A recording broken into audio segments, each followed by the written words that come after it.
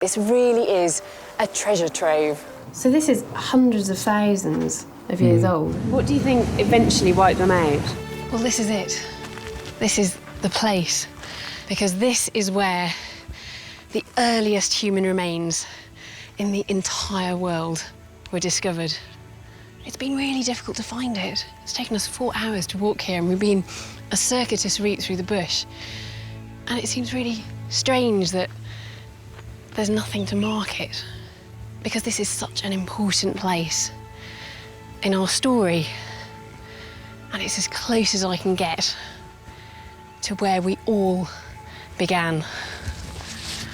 Amazing.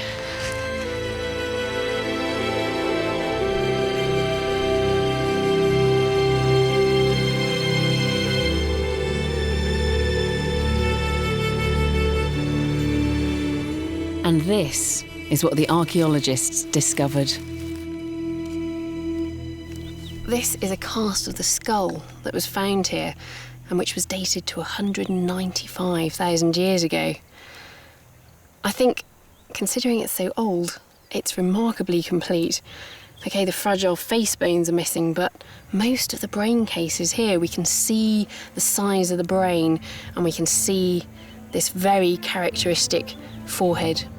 No other remains of our species, even approaching this age, have been found anywhere else on the planet.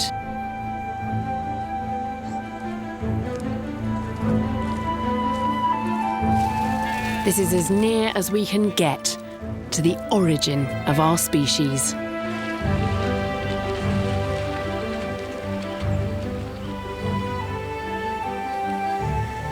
There's something very special about sitting here, looking out at the Omo.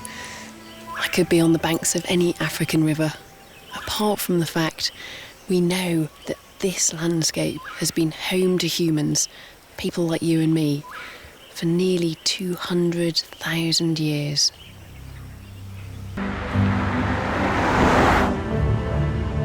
I'm heading along the South African coast to a place called Pinnacle Point.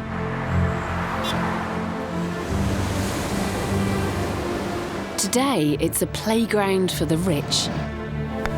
But during the construction of this golf course, archaeologists discovered something amazing deep beneath the fairway.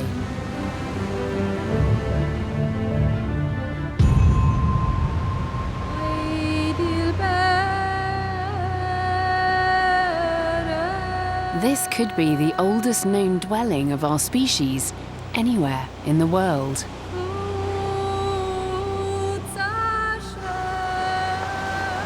So this is where you've been digging.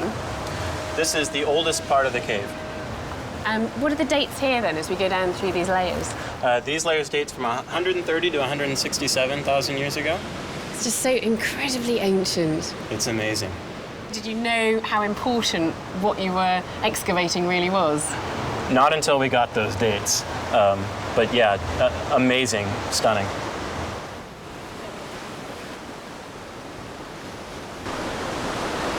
The evidence in this cave reveals that those ancient families were behaving in ways quite unlike previous species of human.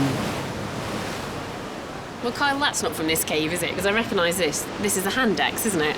That's correct. Now, that's more typical of what you would find from about 1.5 million years ago to about 300,000 years ago. So what sort of thing were you finding in the cave then? Okay, well, tools like these, blades and points, are much more typical of what we find in this cave. Made on quartzite, locally available on the beach down here. And in our oldest levels here, alongside these types of tools, we also have these very small bladelet tools. These are tiny. What could such minute blades have been used for? Obviously, these weren't used just in your hand like this, so how would they have been used? It's more likely that those were set in some kind of a handle to make a compound tool, maybe something more like this. This is a series of small blades set into a handle for use as a knife. Yes, I think that would work. So you think that's how these stone tools were used then, as a knife? That's one possibility, and it's also possible they would have been used for hunting weapons. Kyle and his team have discovered you can make some lethal weapons with these bladelets. This one looks particularly vicious, I think. This is one interpretation of how those small back blades might have been mounted. The advantage to this would be that there's these barbs that would prevent the tip from pulling out immediately and would inflict a greater injury.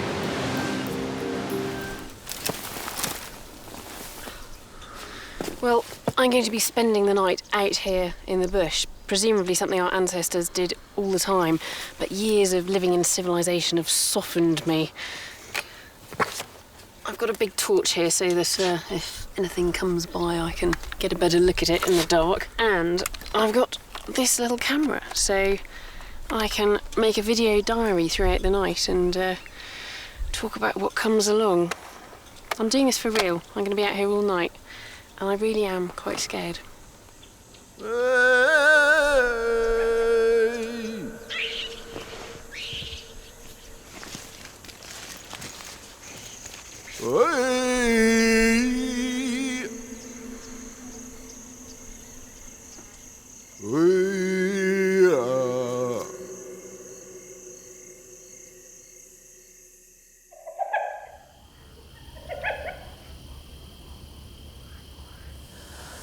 It's just amazing the amount of noises you suddenly hear. About half an hour ago, there was the sound, really distinct sound of something lapping water. Maybe a hyena, maybe a leopard. It sounded like a big cat, literally like a cat lapping at milk. Hopefully nothing can get through that.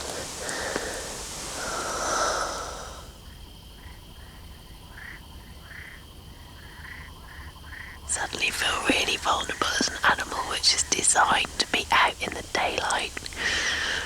I mean, can't see very well at night. Hearing's alright, just about enough to get you feeling scared. And sense of smell as well. Compared to all those other animals, might as well not have it.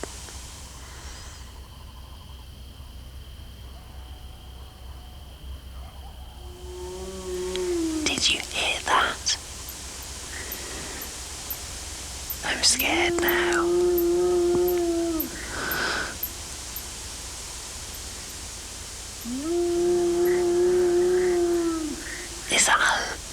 Is that a lion? Is that a leopard?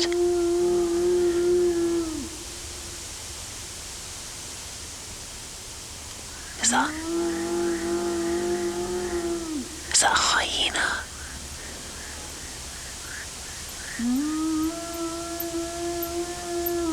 Oh, I don't like that noise. That's really spooky.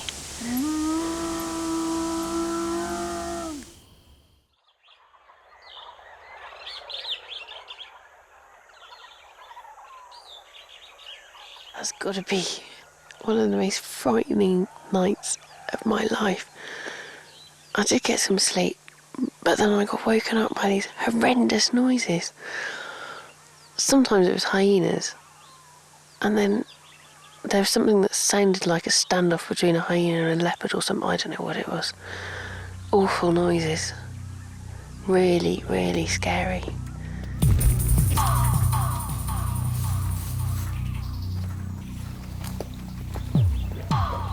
With the return of the crew, I pluck up my courage and look for signs of the animals that I heard in the night. Oh, just look at this. This is a big male leopard paw print, and there are large hyena prints as well. So these predators, these carnivores, were literally here, about 25 metres away from where I was sleeping, underneath that tree. They sounded really close during the night, and I can see now that they were.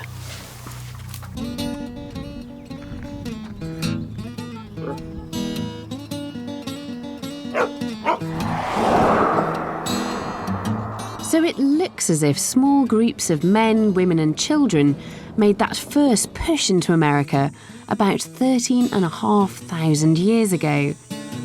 Using their sophisticated tools, they made the most of their new home and spread right across the continent from coast to coast.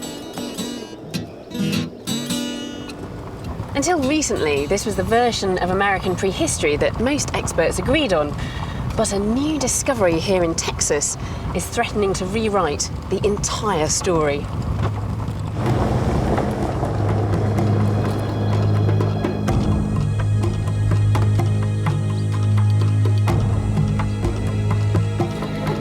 Archaeologist Mike Collins is a very patient man.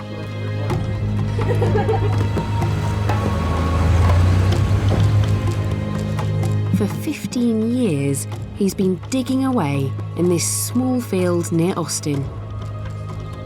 And he's found something that no one expected. So, Mike, what sort of dates have you got coming out here? We have the entire prehistory of Central Texas represented at this site. The kinds of artifacts we find and the few absolute dates that we have tell us that people were here from 500 years ago back 13,500 years ago. Even more importantly, we have stuff below that. Below Clovis, so older than Clovis? Older than Clovis, pre-Clovis, right here at this site. But for years, archaeologists have thought that Clovis was the first culture in the Americas. You know, most archaeologists have thought that, but there's a few of us that have known better. And we're on the other side of the site. You can see the Clovis level, and you can see artifacts below it. You want to see that? I'd love to see it. Let's go see it.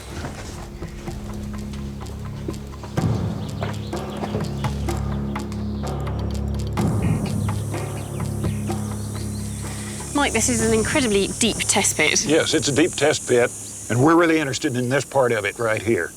Because right through here we get Clovis artifacts, but as we dug down, we continue to get artifacts below that for about 20 or 25 centimeters more. Nice flake here, for example, with a platform and good flake scars on it. We have one date from down here of 14,400 years. 14,400? Yeah. So that's pre-Clovis? By 1,000 years. I mean, that's amazing because that makes us rethink all of our theories about early Americans. Yes, we have to rethink our paradigm. We have to come up with a new accounting of the peopling of the Americas. Mike, how sure are you about the date of these artifacts? It's just one date, so you need to corroborate it with further evidence, and that's what we're working on.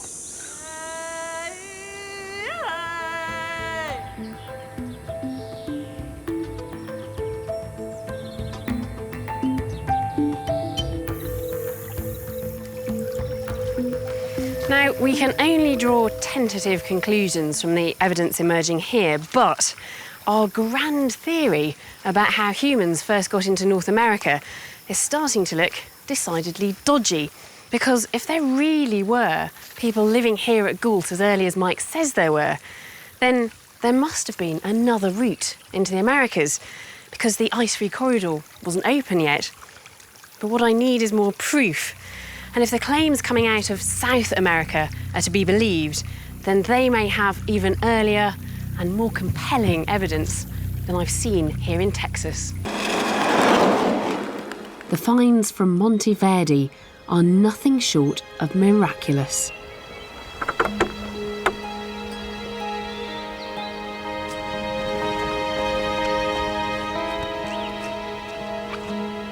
Quite strange, there's no evidence at all of it ever having been an archaeological site. There is sheep grazing, there's nothing obvious at all. But a few years back, local villagers came across something strange sticking out of the riverbank. Bones from a mastodon, a prehistoric relative of the modern elephant. It was a bank just like this that the animal bones were originally found in that alerted people to the fact that this was an archaeological site. As experts dug down, they discovered much more than just ancient animal bones.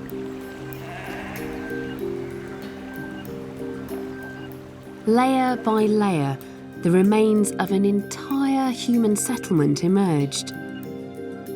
Home to a community of perhaps 20 or 30 people, with shelters, work areas and rubbish tips, a unique relic of our prehistoric past. The main structure on this site was a very long hut, 20 metres long. I'm going to have a go at measuring it out, but I think I might come into some difficulties because of where the stream is today. Because this log is actually around about 7 metres long. 10 metres is going to take me up to there. I don't want to go any further because I don't want to end up in that very cold stream. But you can imagine how far this hut extended. And amazingly, we know how this hut was built, because the remains of the wooden stakes and the animal hides that covered it were preserved in the waterlogged ground. And inside this long hut, the archaeologists found hearths, and in them the remains of nuts and berries and seeds that people had been eating. The hearths were lined with clay, and in part of this clay that presumably was wet at some point, there was somebody's footprint.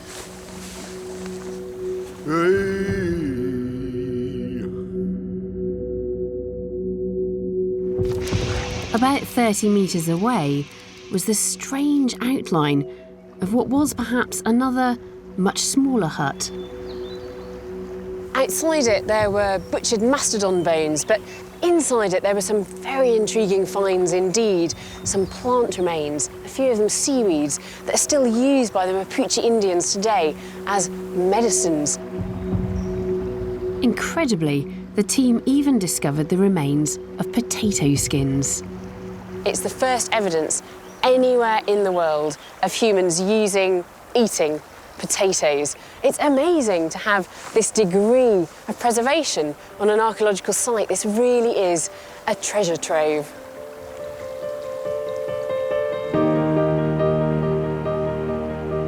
Monte Verde gives us an incredibly rare and wonderful window into our ancestors' daily lives. But for all that, what's most astonishing about Monte Verde is its age.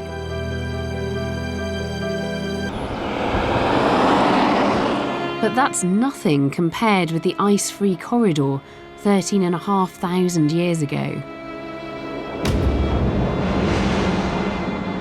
Any families coming through that corridor would surely have faced a hellish journey. Huddled against the howling wind in a land of torrential rivers and floating ice.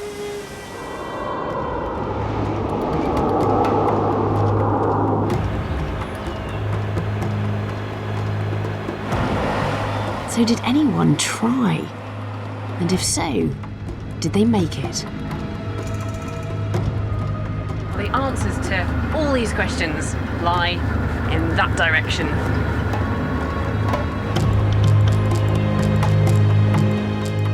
Because right across North America, archaeologists have been finding thousands of objects like this. They're called Clovis points.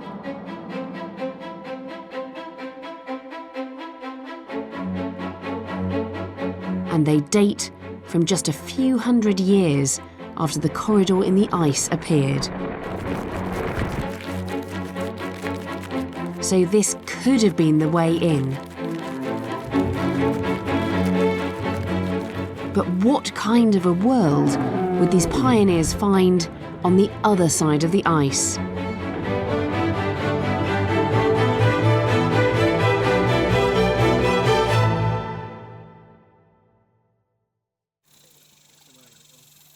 The tools themselves are important clues, and to find out how, I'm meeting archaeologist Andy Hemmings. So these are these really classic stone Clovis spear points. Yeah, it's important to understand about Clovis, though, that they aren't just stone points, they also made some very lethal and effective bone and ivory points as well. These are state-of-the-art lethal killing machines from 13,000 years ago. And what sort of animals do you think they would have hunted with them? The most common that we've found them directly associated with are mammoths, bison, and mastodon in that order. But at Clovis sites across the New World, we found more than 125 species of plants and animals. So they're general hunters, but you really think they were hunting mammoths? Oh, absolutely. The best example probably is a site in southeast Arizona where 8 Clovis points were found with one mammoth body. 5 of them were found behind the back of the head and in front of the shoulder blades, any one of which probably would have been about a lethal wound. Andy shows me how he thinks they did it.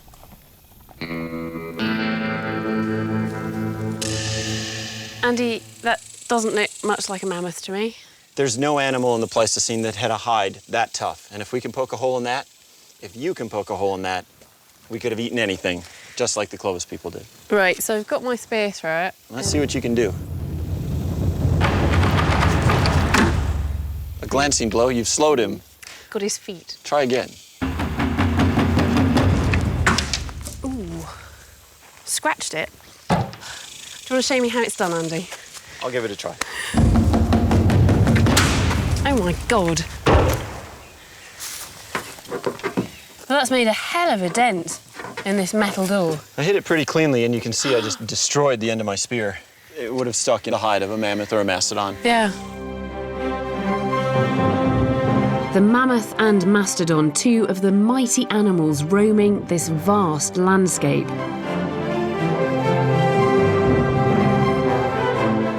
But little match for people with a weapon as deadly as the Clovis point.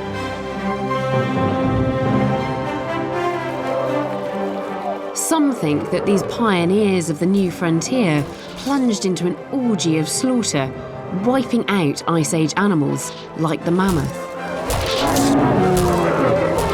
The evidence is questionable, but that image of the mighty hunter has stuck. St. Petersburg, the former imperial capital of Russia.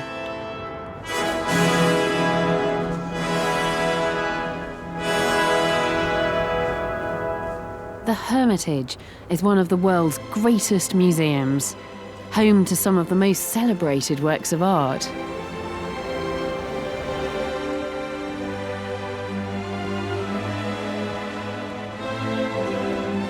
But there's something else here too. It's not on display, but it's every bit as precious. Here in the storerooms are a few objects that could unlock the secrets of those Siberian families struggling in the depths of the Ice Age.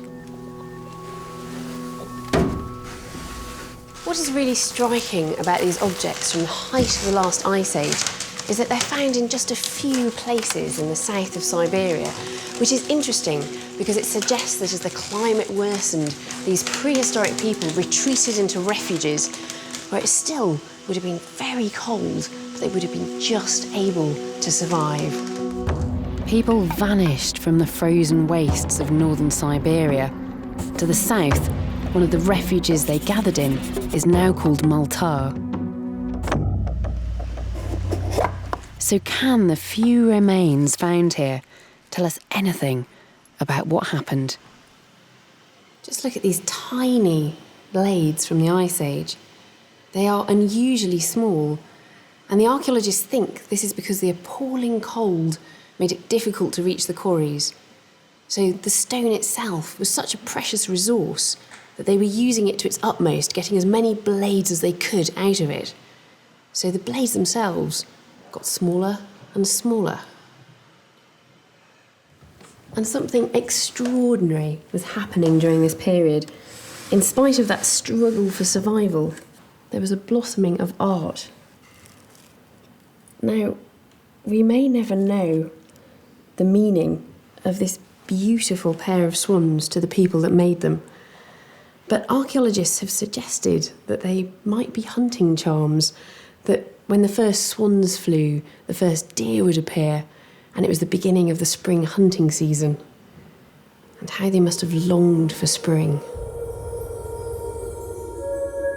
Many of the objects in this collection are mysterious. This unique plate is made from mammoth ivory. Some have suggested it's a map showing the physical and spiritual worlds, with a connection between them symbolised by a hole in the middle.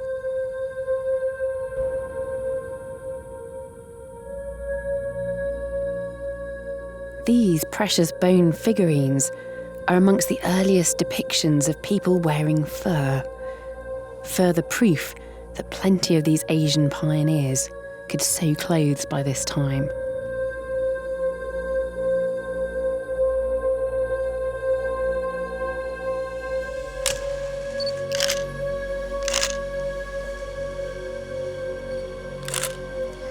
And finally, there are these delicate and beautiful little statues of women, and some of them are pierced, so they may have been worn as pendants, perhaps amulets.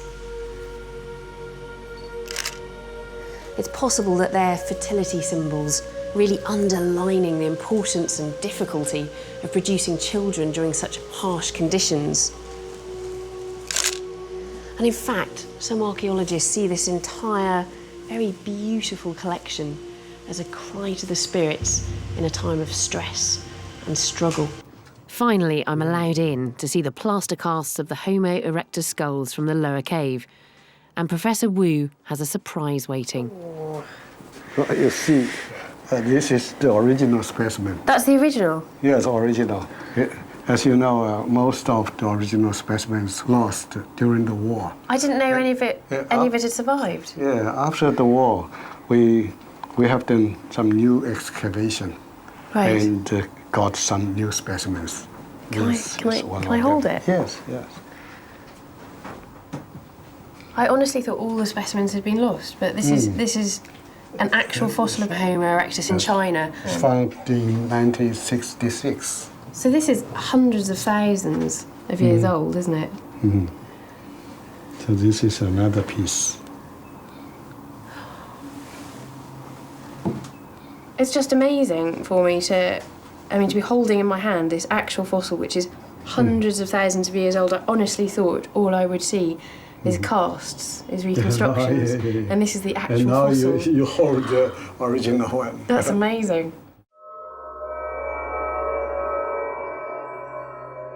But even more important is what Professor Wu has spotted in these fossils. First, he shows me some features of the ancient erectus skulls that he believes are typically Chinese. The face is flat. The nose is flat, not very protrude, as in Europe. Yeah. And this part is also flat. So this part of the cheekbones is sort of rotated. For example, in like Neanderthal. Then he shows me the much more recent upper cave skulls and picks out the same distinctively Chinese features. But it also have the more flat face and not very protruding nose. So the features that you're looking at in these skulls are really the features which characterise modern Chinese people today. And the sort of differences between your skull and my skull. Yes. So your face here is like this, and mine. And yours is like flatter. Yes, And your nose is flatter so here than mine. we inherited some features from our ancestor. Professor Wu sees a clear line, Homo erectus evolving into upper caveman, becoming today's Chinese. For him, these fossils prove that the Chinese come from a completely different branch of the human family. But I can see significant differences between the skulls. The whole skull shape of Homo erectus is quite different from modern humans. And even those features that Wu pointed out, the nose and the cheekbones, don't seem that similar to me.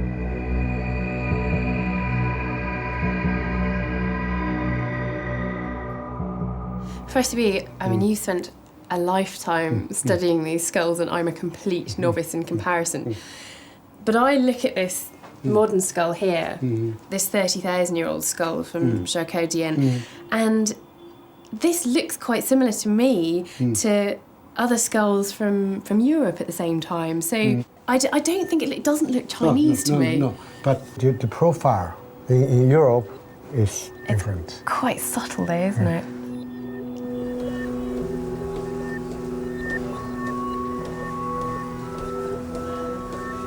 I'm still not convinced that the Chinese are so fundamentally different from the rest of us. Professor Wu's so knowledgeable and his arguments are so persuasive, so maybe I'm missing something. What was it that turned hunter-gatherers into empire builders? I'm travelling through the awe-inspiring landscape of Guilin in South China in search of the key to their success.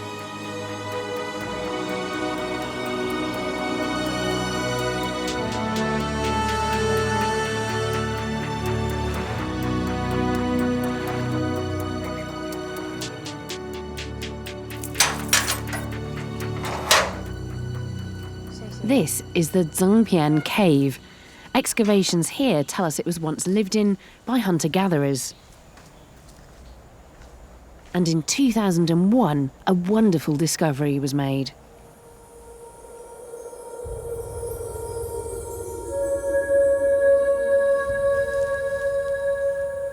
These fragments are so precious that I'm not even allowed to touch them. They are what remains of one of the oldest pots in China. In fact, one of the oldest pots in the world.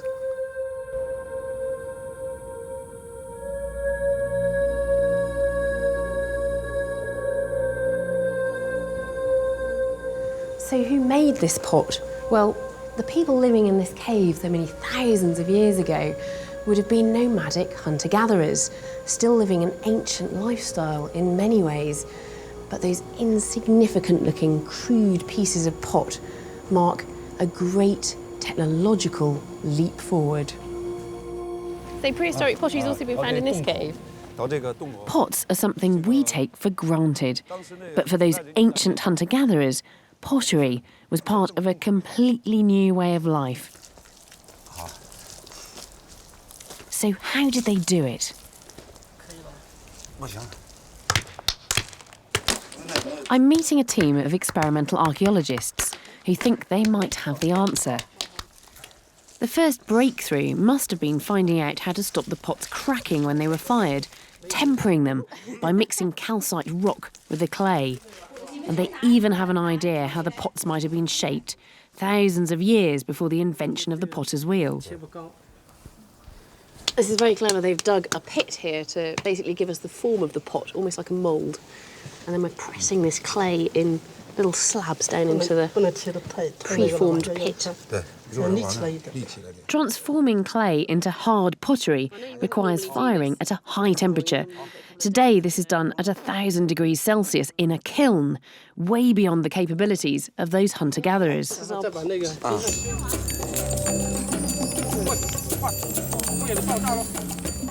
They would have had open fires, which only produce temperatures of about 250 degrees. I'm quite doubtful this is going to be enough.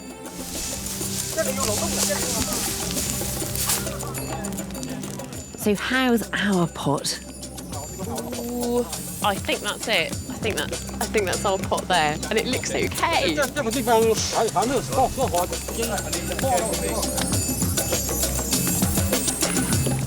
Fantastic. There are many different theories about why the Chinese hunter-gatherers might have started making pots. Some people say it was a symbol of prestige, but the Chinese archaeologists think that the explanation is much more simple: cooking. Pots meant that a wider range of food could be cooked and stored, vital in hard times. And by 9,000 years ago, there was another innovation: farming. One of the things that those early Chinese potters would have been eating was wild rice. Now, it certainly wouldn't have been the main source of food because it was hard to collect and actually didn't give much energy in return. But despite the availability of other vegetables, it was rice that became more and more important and even crucial to the early success of the Chinese. Oh, I've seen pictures of the Great Cave at Nia, but nothing really prepares you for the sheer scale of it.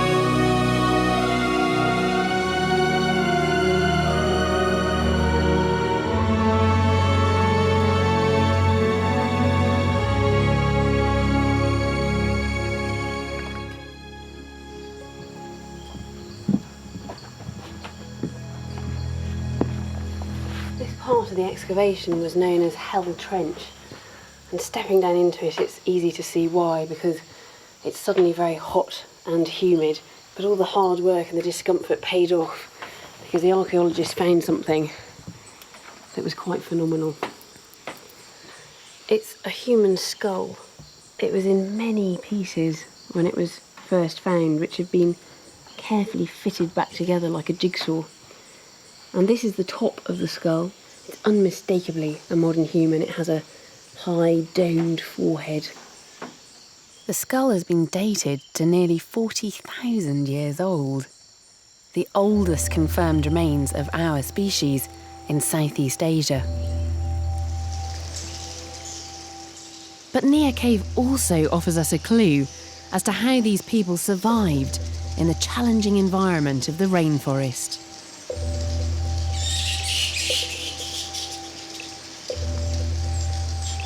As you move just a little bit deeper into the cave, it becomes significantly cooler and more pleasant, and it just feels like an ideal place for those hunter-gatherers to have set up their camps, and then they could have gone off roaming into the forest.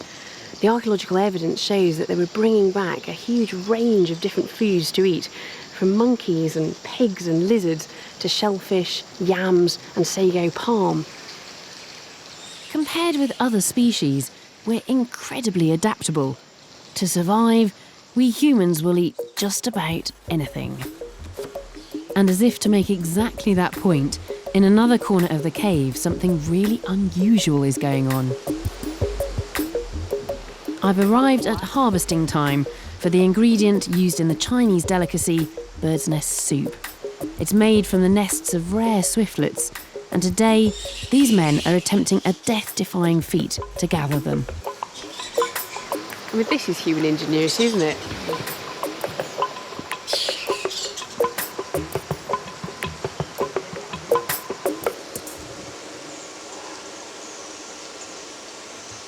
Sweet little tiny swiftlet's nest, which has just been built out from the wall of the cave, made of saliva. It feels a bit like resin or something. It's very odd. I can't believe that anybody would want to make soup out of it. This is a reconstructed Neanderthal skeleton, and generally speaking, the skeleton is very similar to ours.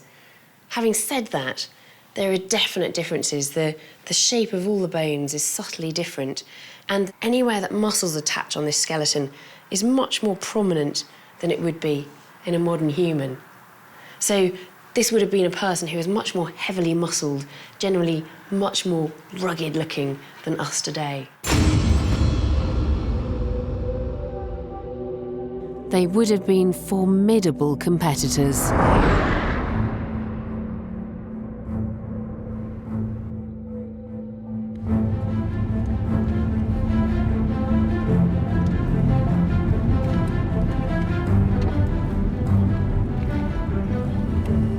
So Neanderthals were tougher and better cold adapted than us, and some of them even had bigger brains than modern humans.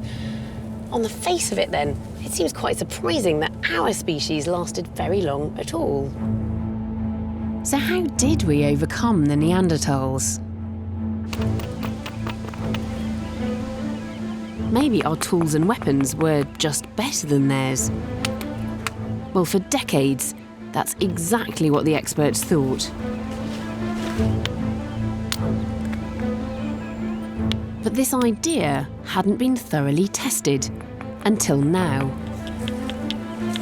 So how are you doing? Oh, doing all right. Bruce Bradley and Metin Erin spent over a year making thousands of basic cutting tools.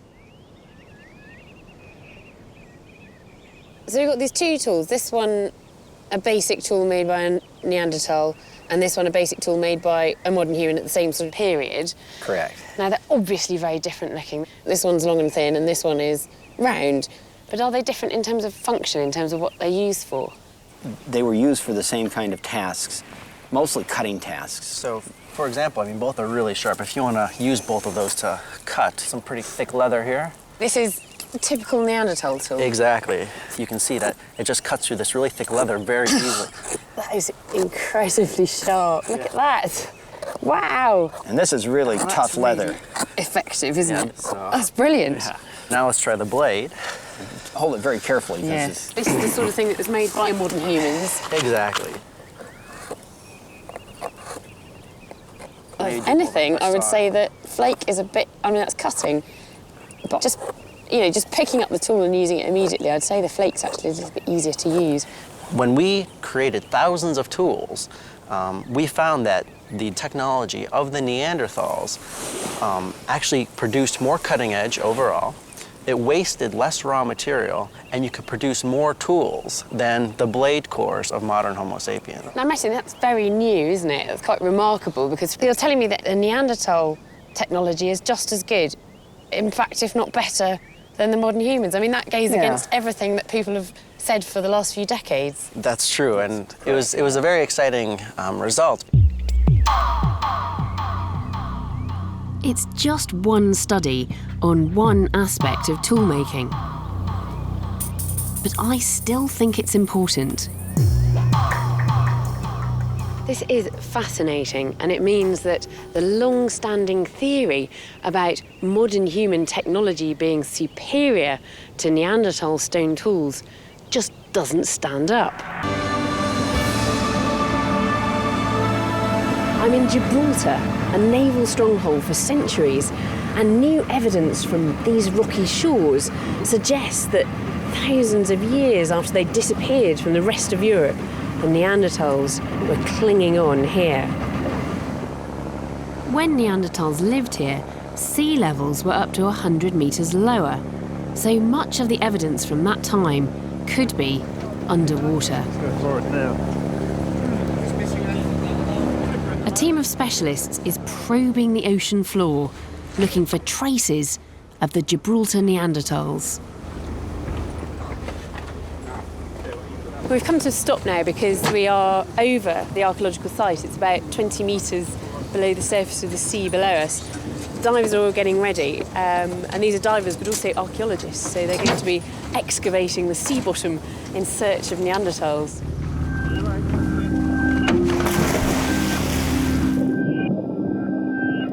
These divers are up against poor visibility with a limited oxygen supply. Underwater archaeology is always challenging. But Clive Finlayson has already made a series of significant discoveries in the sea caves nearby. This is where the last Neanderthals made their last stand, if you like, 24,000 years ago.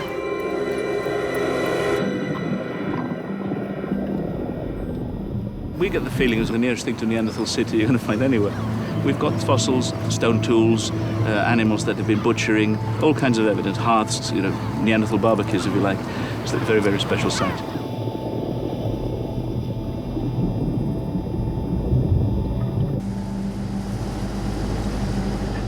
They think that Neanderthals may have held on here long after they'd been wiped out in the rest of Europe. But after the Neanderthals finally disappeared from Gibraltar, there was a gap of 5,000 years before we turned up. So it looks as though whatever finally killed Neanderthals off, it wasn't us. What do you think eventually wiped them out? It may have been a numbers game. There's so few left, as would happen to populations of endangered species today, like the panda or tiger. Just random fluctuations in numbers can bring it down to zero, and there's no recovery from zero. So it could have been that. It could have been disease, inbreeding, a whole range of factors that can affect a small population and knock them over the edge.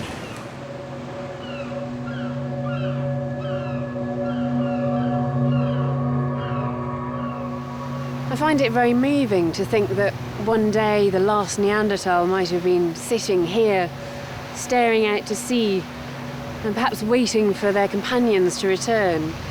Or maybe he or she knew that they were the last of their tribe or their family, but they can't have known that they were the last of their entire species.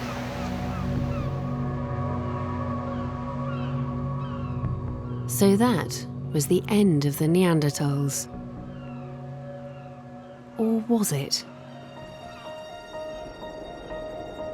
Some scientists believe their descendants are still walking around today. If our ancestors interbred with them, some of us could be part Neanderthal.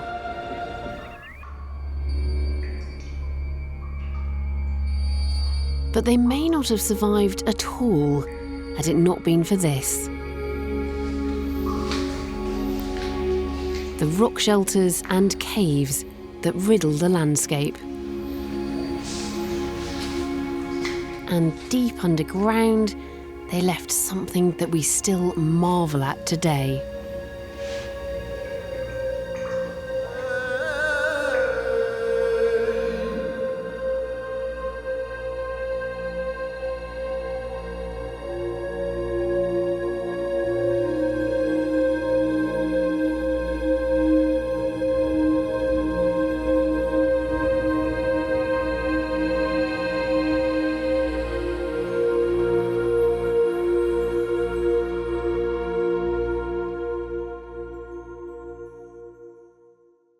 I'm in a cave called Peshmerl, which is stunningly beautiful naturally, but look at this. This is real artistic expression, something that defines us and sets us apart as a species. And Peshmerl is unusual because artists were coming here to paint these images both before and after the peak of the last ice age. Generations of them returning to the cave as the world outside froze over. This is a very beautiful image, and it uses the contours of the rock. The horse's back sort of curves along a bulge in the rock, and there's an echo of the horse's head on this right side there. And it's obviously a very stylised horse as well. And I love the way those spots carry on into the background, as though the horse is sort of camouflaged against the rock. And there's a hand placed against the rock just above the horse's back. I mean, that is amazing, isn't it? That's an Ice Age hand.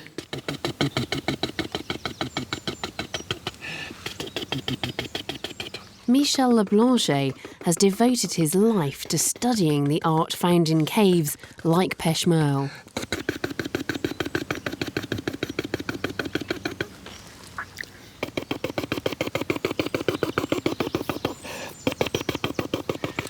I naively imagined that you'd just take a mouthful of charcoal, a bit of water, and just spit it at the wall, and that would be it. But of course, all that would happen would be that the mess would run down the wall and obscure the stencil that you were trying to do. So you have to do it like this, using an almost dry mouth, and just building it up very gradually with a fine spray.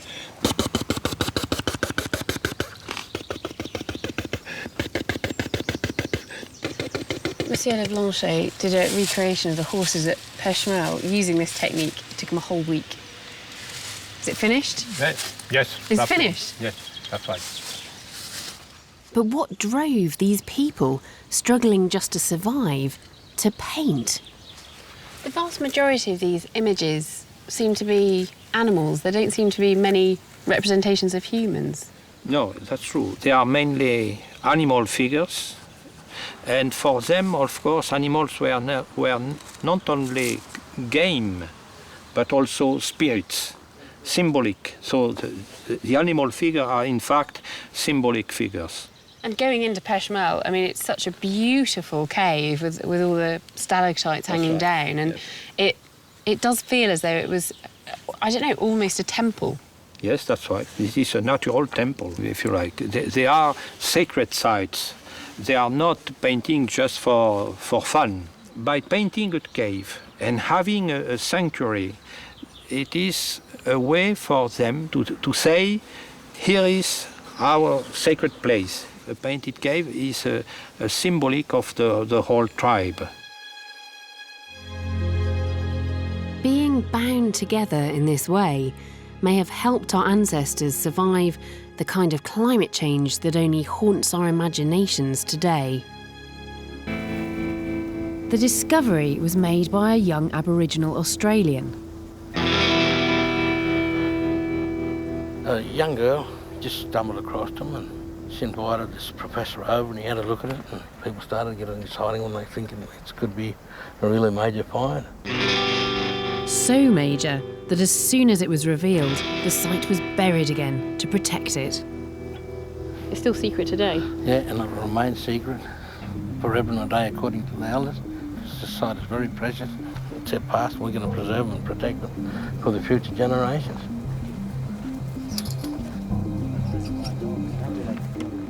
But I've come here on a special day because for the first time since the site was reburied, local Aboriginal people and archaeologists are gathering once more to check on their discovery.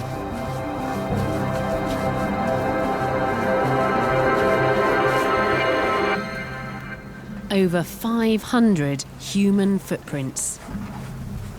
This is the heel here. And you can see the way that the foot sort of lifts up here. That's where the arch of the foot would be. And then the big toe's just there. So this is a right foot. It's amazing to see something which is so ephemeral, sort of normally here today, gone tomorrow. This is looking like a pretty big footprint. He's well fed. It's incredibly hard, this layer, isn't it? It feels really stony. Is it a type of clay? It's just like our pottery. And it must feel pretty personal as well, because, you know, this is your own heritage, isn't it? One of the oldest cultures in the world. So, it's very special and unique.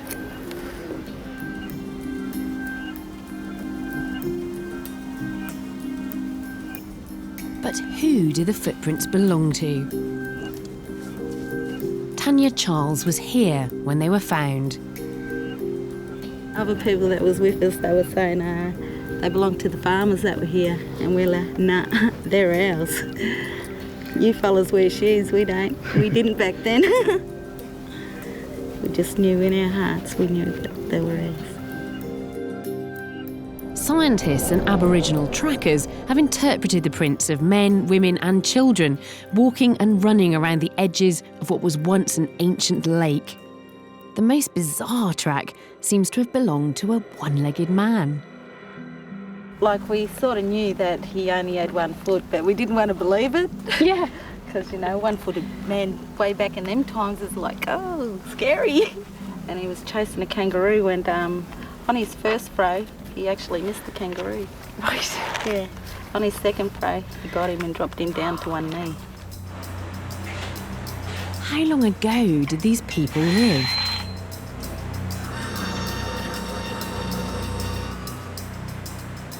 With a new technique called luminescence dating, scientists could measure the tiniest glow when grains of sand from the footprints were analysed, and from this they could calculate how long the footprints had lain buried. The results were stunning. The footprints were around 20,000 years old.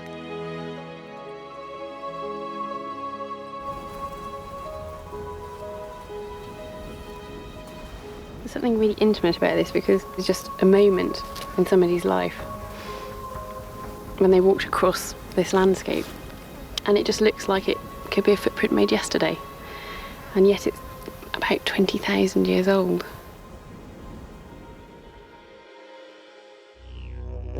So is this when people first reached Australia, long after we colonised Europe and Asia? It would certainly make sense, given how far away Australia is. Today on Flores, local people still tell stories of strange, human-like creatures, the cave-dwelling Ebugogo. So I'd really, really like to know more about this story of Ebugogo. According to our ancestors, there were Ebugogo in our land, in our village, a long time ago, around the 15th century. Are they humans? I mean, are they like us? They had two distinctive characteristics. They were like monkeys, but also like humans. Their physical features were short, hefty, with long hair on the head and chest, and the female's breasts were big and long. If they wanted to walk, they usually threw their long breasts over their shoulders. Mereka punya buah dada angkat, lipat ke belakang gitu. But nobody's seen one for a couple of hundred years. They really did exist, and they were destroyed by our ancestors about 7 generations ago.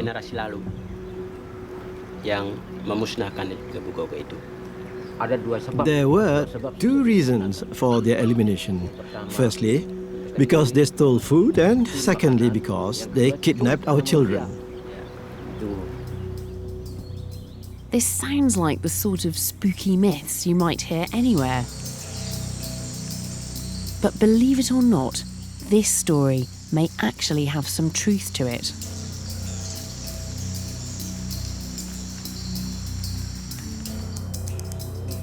Archaeologists were excavating in this cave on the island, looking for signs of the earliest modern humans, when they made a startling discovery.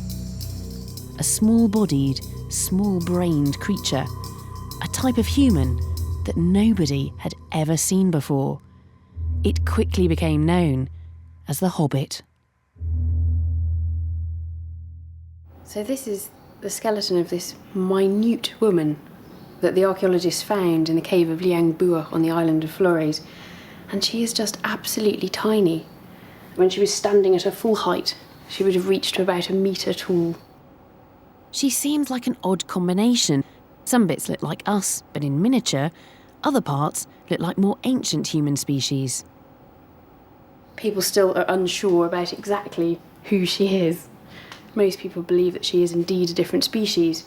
So it really does make us rethink what we think about ourselves and what we think about the whole human family as well. Could the hobbit have affected our ancestors' journey? Dating of the bones shows they were here around the time of the migration of our ancestors through Indonesia. So would they have encountered this race, this population of very tiny people? And what would have happened if they did?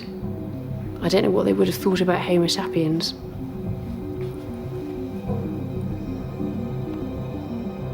If they really were the vicious Ebu Gogo, our ancestors might have been best advised to avoid Flores.